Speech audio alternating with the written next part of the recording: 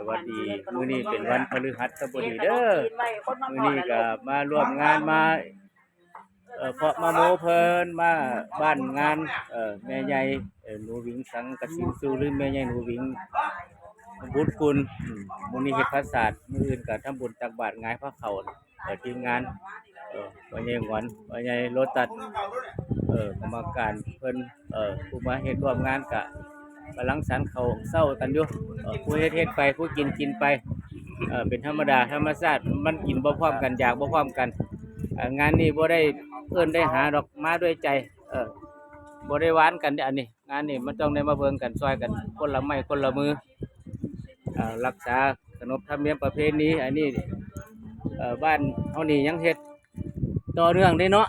ผู้ซอยทดจุงวันเนาะเฮ็ดมาทุกศพจะบ่ได้ไปซื้อเนาะส่วนมากภาษานี่เนาะ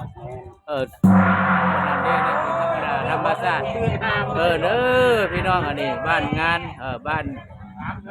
เจ้าภาพผู้เพิ่นญาติผู้เพิ่นหนีจากนี่เป็นภาษาต้องมีคล้องแบบนี้นะครับมีคล้องนี่มาประกอบพร้อมต้องตีเป็นระยะนะพี่น้องเด้ออันนี้ประเพณีบ้านของเฮาสืบสานรักษาไว้บางบ้านเพิ่นก็เลิกไปแล้วล่ะเพิ่นซื้อเอาอยู่ตลาดเพิ่นอยู่ร้านสังฆพันธ์เรียบร้อยเลยบ้านเฮานี่บ่ซื้อยังเฮ็ดคือเก่า